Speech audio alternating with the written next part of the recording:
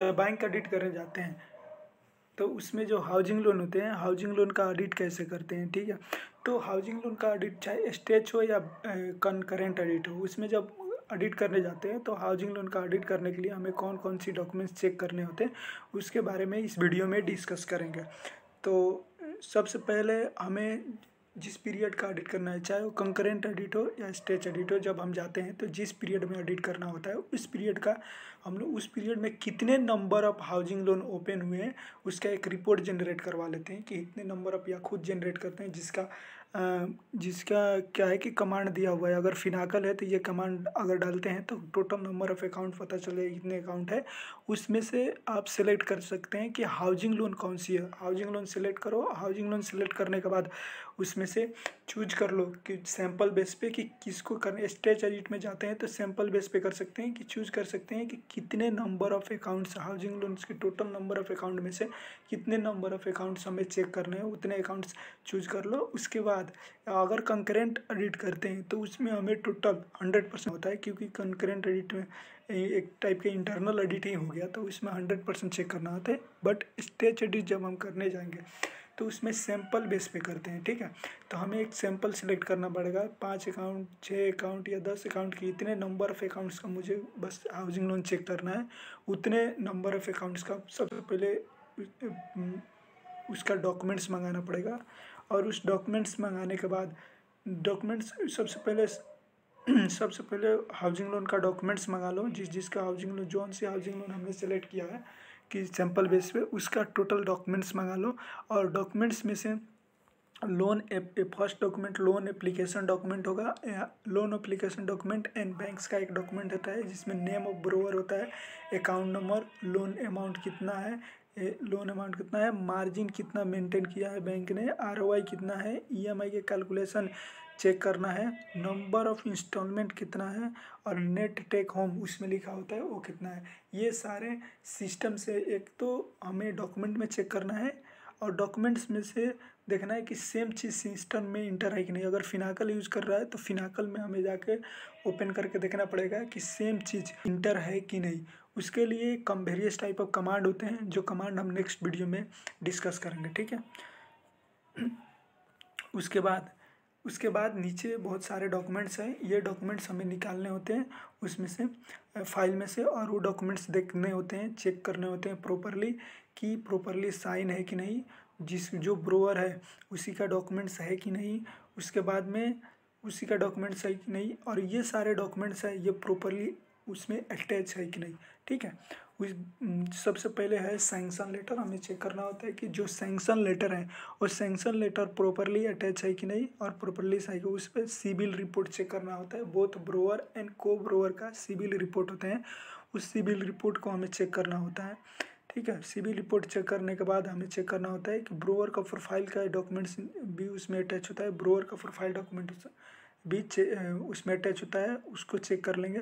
Actually borrower का जो profile document होते हैं वो हर बैंक के पॉलिसी के अकॉर्डिंग अलग अलग किस्म के डॉक्यूमेंट्स मांगते हैं, बट जनरली आप देखोगे तो पैन कार्ड, आधार लेबल इसका ही होता है।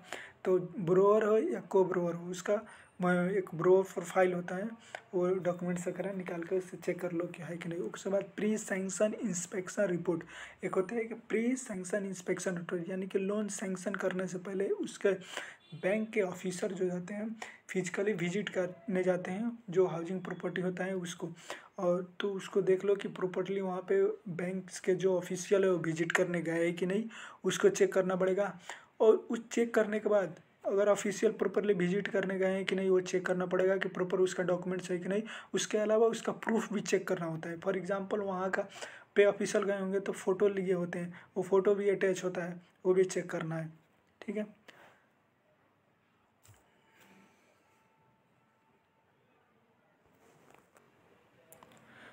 उसके बाद हमें कुछ सिक्योरिटी डॉक्यूमेंट होते हैं हाउसिंग लोन में, उसको चेक करना होता है, जैसे कि L435, L440, L434, L515, L516, ये सारे सिक्योरिटी डॉक्यूमेंट्स वगैरह होते हैं। L444C ये सिक्योरिटी डॉक्यूमेंट्स होते हैं, इसको चेक करना होता है कि प्रॉपरली है कि नहीं, प्रॉपरली साइंड है कि नहीं ब्रोअर से एंड ऑफिसर का, ये डॉक्यूमेंट्स चेक करने होते हैं।